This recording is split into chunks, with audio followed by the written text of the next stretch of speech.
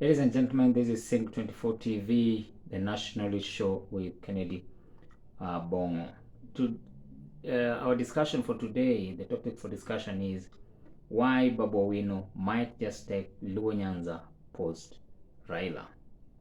Why BABU OWINO might just inherit that Raila constituency, specifically from LUO Nyanza. So if you take LUO Nyanza, it is my belief that if you take LUO Nyanza, it will be much easier for him to negotiate and also go out and take other Raila constituencies that are outside LUO Nyanza. So that would be much easier for you if you already have a backing back home.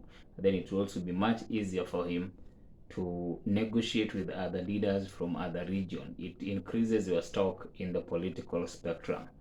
So before we discuss or give you the points why we think he might just be the next LUO leader after Raila Odinga, we do kindly subscribe and click that notification bell so that you're notified whenever we post.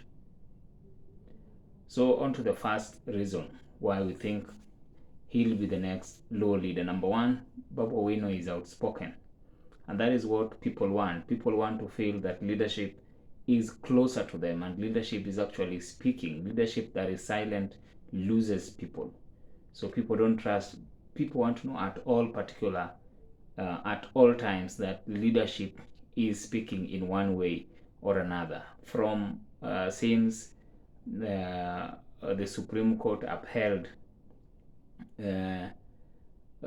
President Ruto's win, the only leader who has been speaking up and talking about the whole situation is actually BABU OWINO.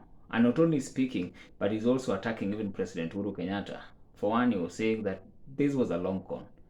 And then there is a lot of people who believe that President Uhuru Kenyatta actually conned Raila Odinga. I don't hold that belief, but there are a lot of people who believe that. So when they see a leader like BABU OWINO also agreeing with them, then they find solace in that person, and they eventually trust in him because he shares their views. So people always want to feel safe when somebody shares their views, especially if that person is a leader. Then it is so important for them because then they can find validation of their point. They feel if BABU can think about this, then it must be true. So I don't think BABU himself also believes it, but he's using that as a political something as a political tool, to just get into the minds of people, especially these people who are disillusioned and wants an alternative. They just want to believe that Raila was conned. So he's using that as a tool to get into their mind and see him as somebody who understands their situation and also thinks as they do. So being outspoken about these issues or personal issues, what he feels to be true, despite the position of the party, makes him a man who can endear himself to those particular people who mainly support Raila Odinga. So his outspokenness is also reflected in the manner in which he's been attacking the government. I think today he said that DP Rigathi Gachagua looks like, if he sees him, he looks like a village chief. But now if he speaks, he looks like somebody who's learned. You see, all these things, however much you want to put it, there may be bad, there may be negative, but you see, that is what excites people.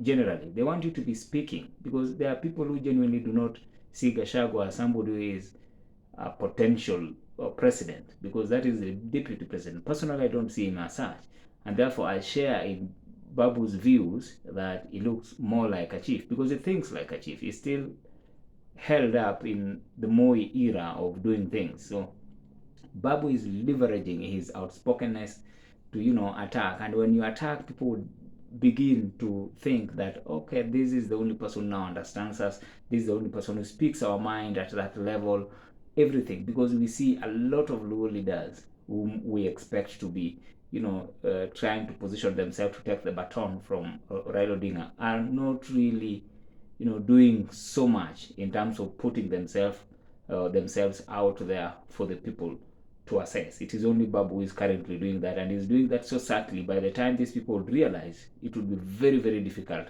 to dissuade the people to leave him and then join him. You see, I saw like Kidero had formed his own party, but you see, he's not as outspoken as BABU.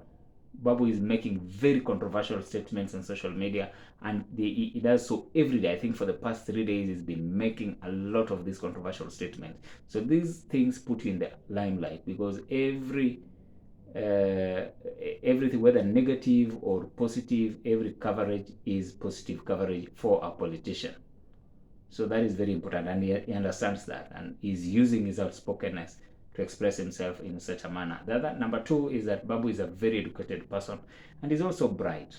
And I think also like Ndindi Nyoro, I think Babu is a bright guy in terms of his education. So again, people would like to feel close to such people who have accomplished well accomplished in terms of their education. So Babu is well accomplished. He scored well during his secondary level. He did well in his university. He scored I think first class actuarial science, and then proceeded to do law. So he's been known to, and he brags about it. I think he's educated, so I think that is a very big plus for him.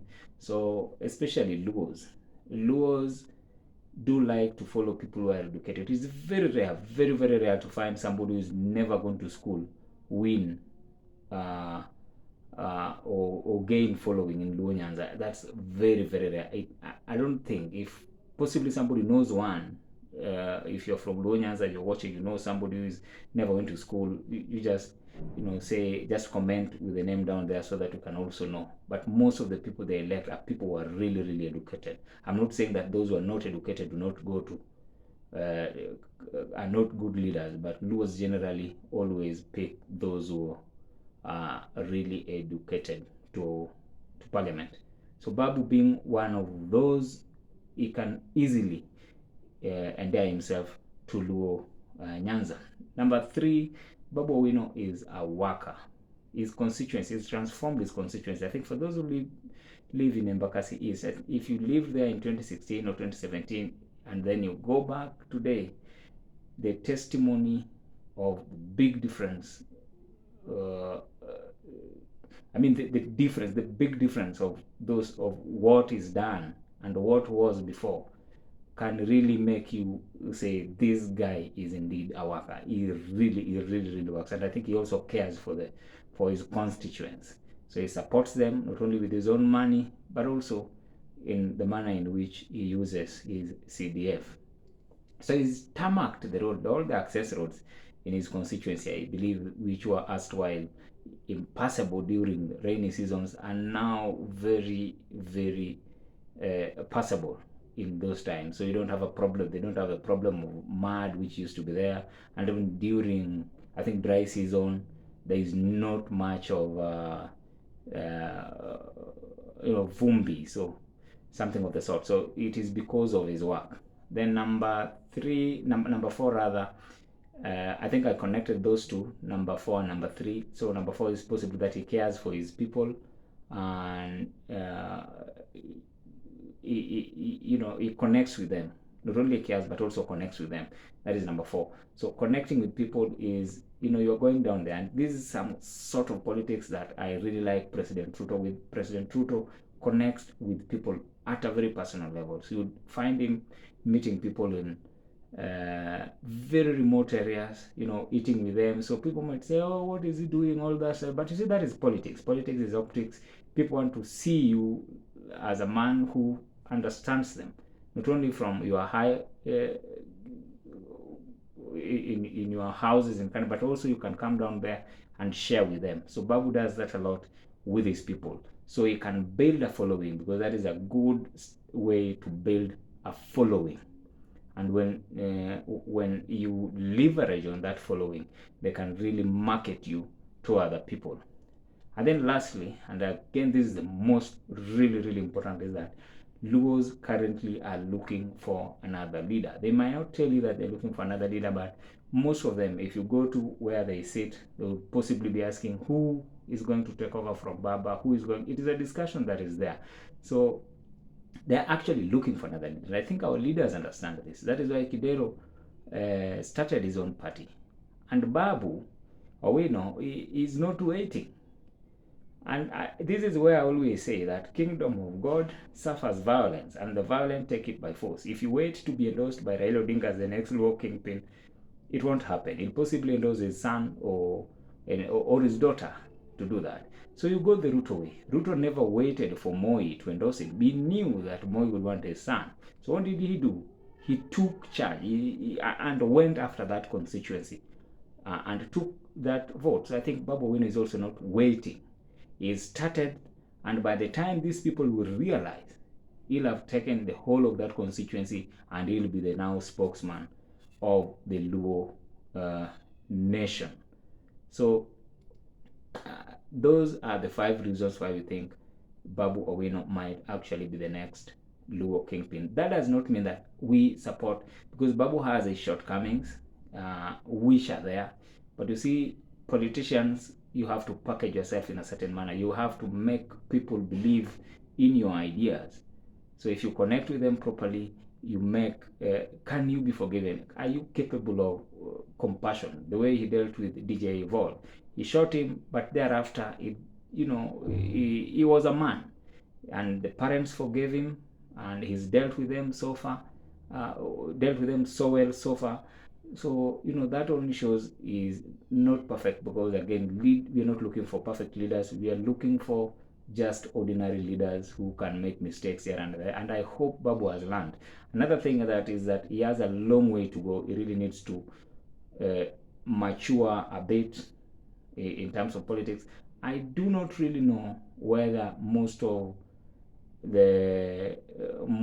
people pale kwa ground really understand whether the issue of maturity in politics, especially in terms of what Babu sometimes speaks or says to the general public. I don't know, but I think personally, he really needs to mature if he wants to fast track his ambition of becoming the next kingpin in Luo Nyanza. So those are the 5 reasons. If you don't agree with us, kindly leave a comment down below so that we know what you think. If you have somebody in mind, also just leave a comment with the name of that person so that you can know who can actually be the next kingpin of Luo Nyanza.